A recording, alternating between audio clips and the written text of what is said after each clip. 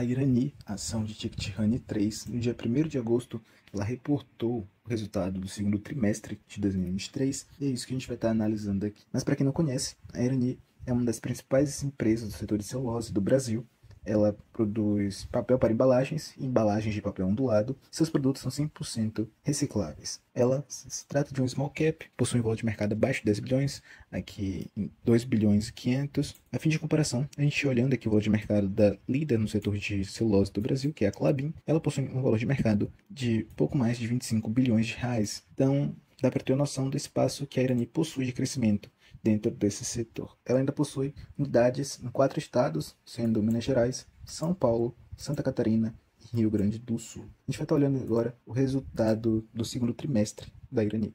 Ela fechou o segundo trimestre em 394 milhões, que representa uma queda de 8% em relação ao período equivalente, 2022, que fechou aqui em 428 milhões de reais. E em relação ao trimestre anterior, foi uma queda de 3,1%. Quanto ao seu EBITDA ajustado, ele fechou o segundo trimestre em 117 milhões, uma queda de pouco mais de 19% em relação ao segundo trimestre de 2022 e uma queda de 8,7% em relação ao primeiro trimestre de 2023, o que representa uma redução em 4,1 pontos percentuais. Agora, um fator interessante é o seu lucro líquido, que fechou o segundo trimestre em 228 milhões de reais. Se a gente olhar em comparação com o primeiro trimestre de 2023, ele fecha aqui em 82.900, o segundo trimestre foi em 84.600, ou seja, a gente tem um histórico abaixo de 100 milhões. Então, há uma justificativa para esse lucro ter saltado dessa maneira e atingir a casa dos 200 milhões de reais. Isso aqui se trata de um evento não recorrente, diz respeito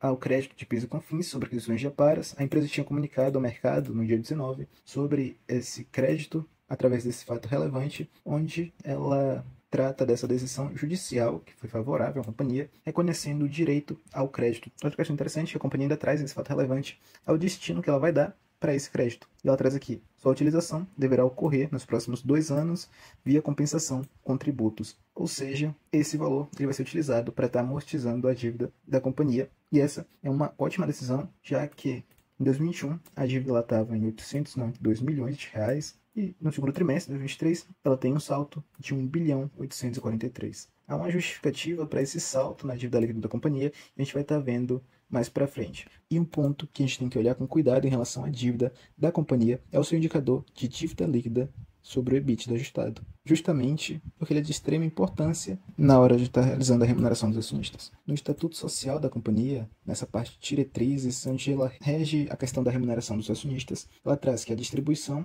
de dividendos ou juros sobre capital próprio será feita trimestralmente, no equivalente a 25% do lucro líquido apurado nas demonstrações financeiras trimestrais. No entanto, ela traz que a companhia ela distribuirá dividendos adicionais com base nas demonstrações financeiras anuais em montante de 50%. Mas aí entra a questão: esse pagamento de dividendos adicionais só irá ocorrer se o indicador de dívida líquida sobre o EBITDA estiver com índice inferior a 2,5. Olhando novamente nessa parte aqui, de dívida líquida sobre o EBITDA, essa margem ela está em 1,95. Foi um salto do primeiro trimestre para o segundo. E esse indicador de dívida líquida sobre o EBITDA ele está aumentando gradualmente, trimestre após trimestre. Ou seja, a utilização desse crédito de PIS e COFINS para estar amortizando essa dívida vai ser um fator muito favorável, que vai estar mantendo a dívida líquida da companhia controlada. Então, voltando no quadro do lucro líquido, daquilo que é recorrente, o resultado ele fechou em 67 milhões, que é uma queda de pouco mais de 20% em relação ao segundo trimestre de 2022. E essa leve redução no desempenho da Irani no segundo trimestre é por conta dessa redução das vendas que ocorreram aqui no segundo trimestre, e não somente isso, o preço médio do papel para embalagem reduziu em 3,7% em relação ao segundo trimestre de 2022 e 4% em relação ao primeiro trimestre de 2023. Então acaba impactando bastante. E a gente viu que a dívida líquida da companhia vem aumentando trimestre após trimestre, principalmente a partir do ano de 2022. Isso se dá por conta dos investimentos que ela vem realizando aqui na plataforma Gaia. Somente no segundo trimestre de 2023 foram 94, quase 95 milhões de reais destinados aos projetos que ela está desenvolvendo. E o objetivo dessa plataforma Gaia é aumentar a capacidade de produção e de geração da própria energia renovável que que a Irani vai estar consumindo. Então é algo que vai agregar muito valor à companhia daqui para frente. Ela também vem realizando um programa de recompra de ações desde 2022, com um limite de ações de 10% do total das ações em circulação, que representa 9.800.000 ações. Isso é algo muito positivo aos acionistas, que passam a ter uma maior participação dentro da companhia, sem necessariamente estar comprando mais ações. Falando em ações, recentemente ela trouxe esse aviso aos acionistas, anunciando um pagamento de proventos referente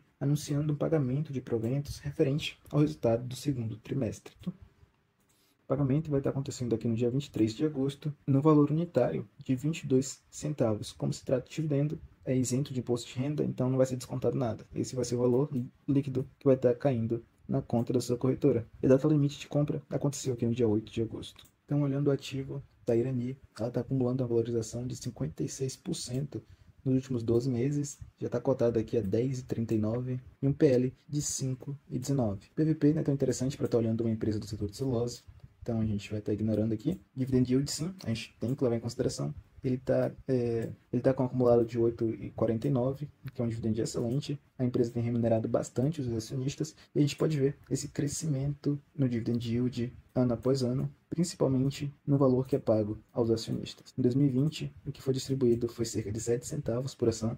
Em 2023, o que já foi distribuído até agora, 79 centavos. Então, a empresa vem crescendo, vem investindo forte nos seus projetos, apesar do resultado ter sido mais fraco nesse trimestre, ela continua comprometida, agregando valor aos seus acionistas. É isso. Peço que deixe um comentário aqui embaixo, falando se você possui Irani, qual a sua opinião sobre a companhia. E no link na descrição eu vou disponibilizar algumas sugestões de livros para quem deseja aprender a investir por conta própria ou até mesmo analisar os indicadores fundamentalistas das empresas. Então é só você acessar aqui embaixo. Até a próxima.